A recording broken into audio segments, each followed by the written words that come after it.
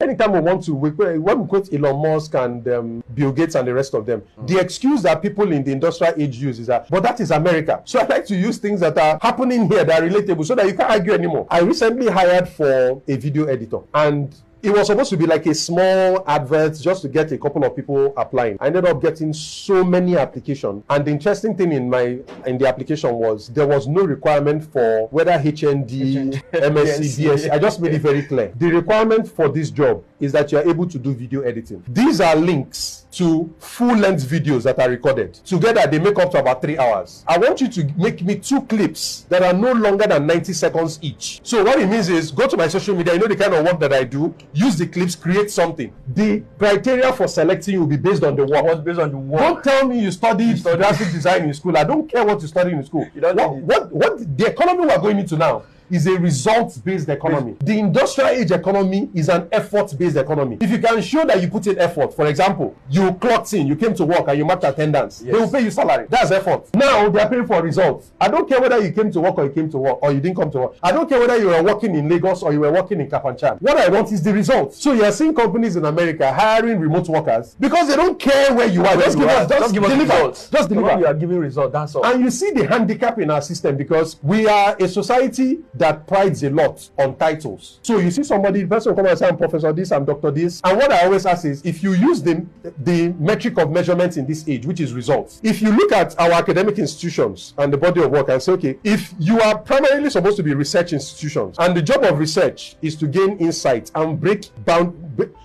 access new frontiers, discover new things. The discoveries will be channeled into industry, and industry will create products that will benefit society. So the question now is, what's the quality of research that is coming? All these people that are answering titles, where's the result of the titles? Then you insist that you must get paid, you must get your salary. And of course, you must get that salary because you showed up at work, you were teaching in classes. That was effort. But in terms of results, we're not seeing it. Look at the other side. People write JAMB and go into school. By the time they are coming out, there's no assurance. I'm sure if you've tried to apply to any university outside, you will see things like our alumni typically get an 85% employment rate within 12 months after finishing school. So the university is telling you that if you come to our university, there's a high chance you will get a job. So I'm selling university enrollment based on the results I can get you. Our universities here don't sell that kind of results. They just tell you that you are lucky that you got admission to Unilag or OAU or IFE. That you are lucky to come in. But what will I get by going through this place? Nobody cares. But the people that are teaching us insist that they must collect their salary, and if you don't pay them, they go on strike. But where's the result?